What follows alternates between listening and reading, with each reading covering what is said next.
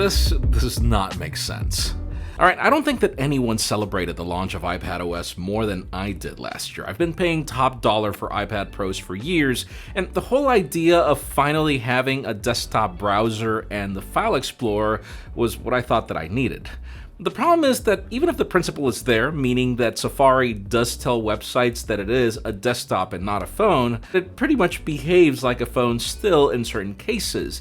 And even if you do have a file explorer now, this whole concept of sharing files between applications and having to use share instead of drag and drop and so many other elements just makes the experience such a convoluted mess. I thought that iPadOS would be the solution as the operating system kept maturing, but sadly neither of these two problems were addressed, and I still don't understand why widgets do not work on the larger canvas. That's just ridiculous. And listen, I get it, maybe Apple does not want the iPad to compete against the Mac, but have you ever done the math of how much it costs you to buy an iPad Pro? I mean, the tablet can be from $800 to $1,000. The keyboard, depending on which one you get, can go up to $300, and then the Apple Pencil is another crazy $120 for a product that doesn't necessarily do everything. And here's the thing, I've spent 2 years looking for a good iPad Pro replacement, be that a tablet with a good Pro Stylus support, in addition to the versatility of being able to becoming a full-blown computer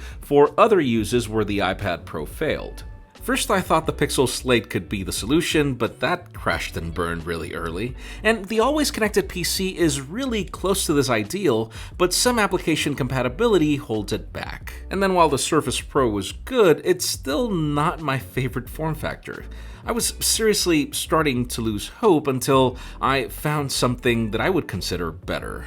This is the Samsung Galaxy Book Flex, what the company dubs as QLED, brilliance in a powerful 2-in-1, and yeah, there's actually a broader story as to why this product matters. The thing is, after Josh's review a couple of weeks ago, I was convinced that this was the product that I needed, and after a couple of weeks of use, I have a lot to tell you.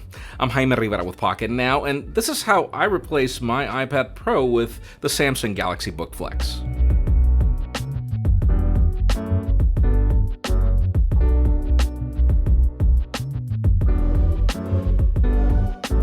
Now, to clarify, my usage of the iPad Pro was not really about the product, it was more a combination of things, being a good tablet with a precise stylus and Microsoft OneNote. This allows it to be my digital notepad that I can bring to meetings for notes, that also helps me prepare my shot list, and that then helps me get things done as I highlight its completion. The reason I've been looking for a replacement is because it's really not a good laptop regardless of what keyboard case you use. And sure, it enabled me to do certain things for work that a regular laptop can't do, but going back to college made me realize just how limited iPads are. And yeah, COVID-19 made me do something positive. But see, the problem is that my entire college platform is just not supported by the browser, which means that no matter how versatile Apple wants to tell you this product is, I still can't recommend it as a full computer replacement. It's really hard to convince anyone to pay such a steep price for a product they really can't rely on for everything, so let me begin this video by telling you the reasons why I switched. The first is the new design language. Usually laptops have these huge palm rest and tall displays, and for some reason Samsung decided to move things around in order to provide the same experience on a smaller footprint. This is actually a wider than average 2-in-1 that brings the keyboard closer to the center, which actually gives it this very compact feel. And given the form factor, it still manages to include a full-size keyboard that's very smooth to the touch, and we have a wider than average touchpad to match, which I've found to be very precise. And I don't know about you, but I'm also a fan of this blue color with chromed edges. It just makes you stand out in a sea of gray and black computers.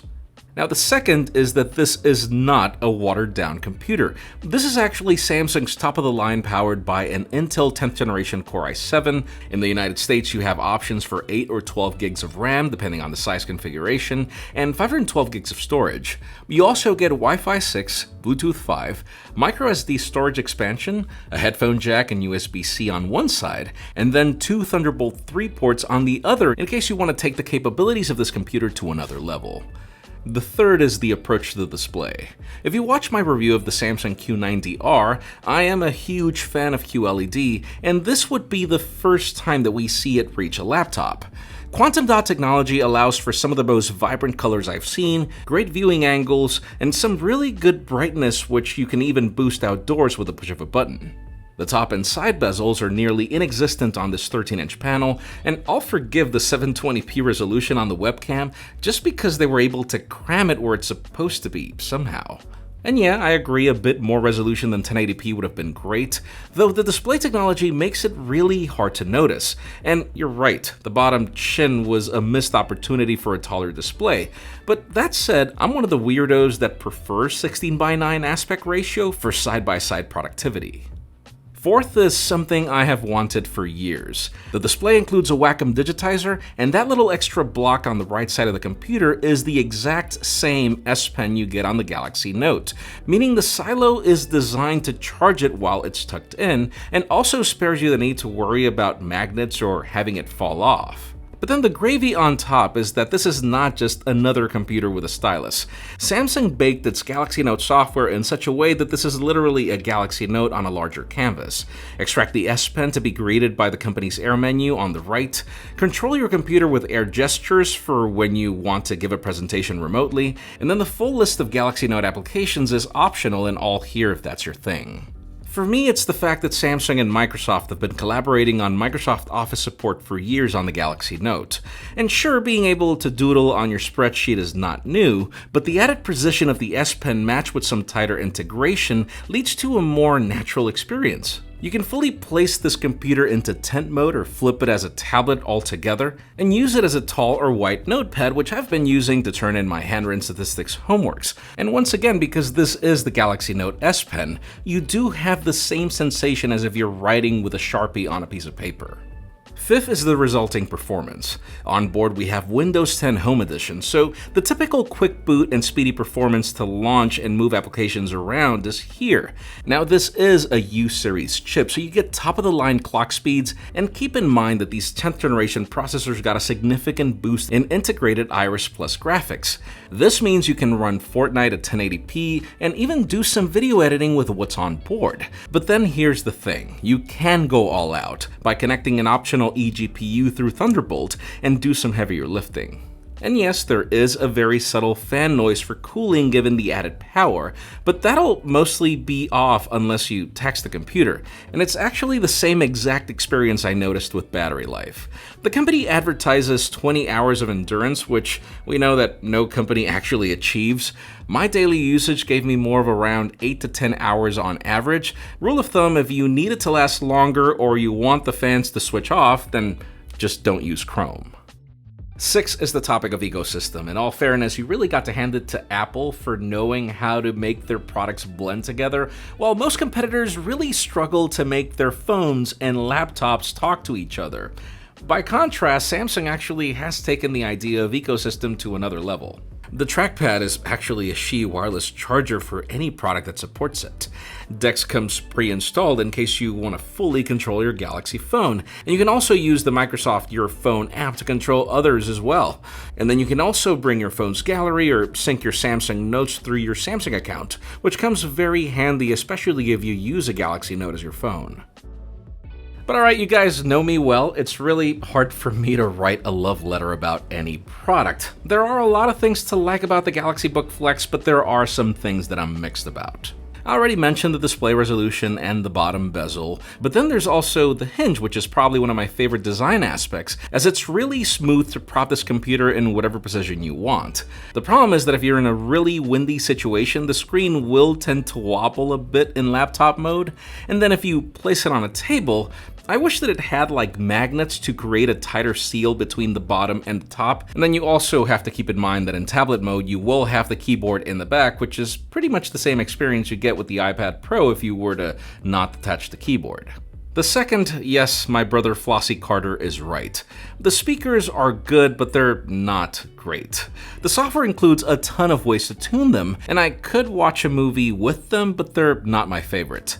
That being said, try the DAC on this computer. Either using the headphone jack or USB-C, the audio quality is so loud and crisp that I can't go higher than 60% volume, which is kinda crazy.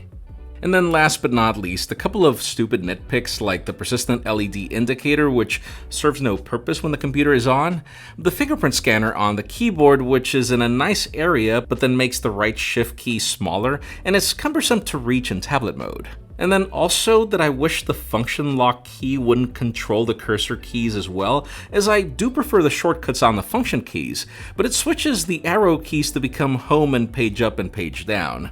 Something that is sadly just a little annoying every now and then.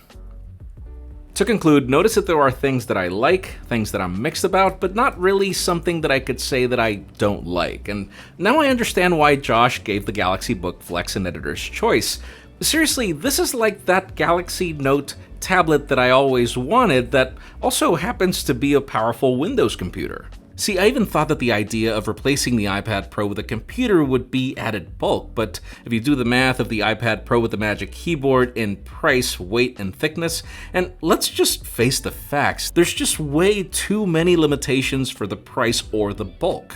And sure, you can argue with me that you can edit videos on the iPad Pro through LumaFusion, that you can also do some Photoshop with the new application, but I would consider that to be more something that's good for amateurs. Thing is, on full Windows 10, these are not just stripped down versions of Photoshop or Premiere Pro, which you can then assist for rendering with the modularity of an eGPU over Thunderbolt 3. Stuff an iPad just seriously can't do. If you think about it, the Galaxy Book Flex is pretty much like a MacBook Pro with iPad Pro capabilities, with the price of just one product and with the advantage that you're actually only carrying one product. I think it's time that I finally made the switch. And listen, no hate to the iPad Pro, it still continues to be a great tablet, but sadly it's only a powerful tablet on paper if the operating system doesn't allow it to be anything better. And I really do think that Apple needs to tone down the name Pro if it only caters to artists, music professionals, in addition to designers, whereas the Galaxy Book Flex actually caters to all kinds of professionals. And at a time when economies are not necessarily great, even in the best economy, most people can't really buy a laptop and a tablet, whereas the Galaxy Book Flex is actually all these things. It's one of the main reasons why this is actually one of my favorite products of 2020. Now, what about you? What's your thought on the Samsung Galaxy Book Flex? Let us know in the comments down below, and while you're at it, follow us on social media and subscribe to our channel for more videos like this one. Also follow me on my personal handles to see me need an ultra-portable computer while I'm locked at home. And please give this video a thumbs up if you like what you saw. I'm Jaime Rivera, thanks so much for watching. We'll see you on the next one.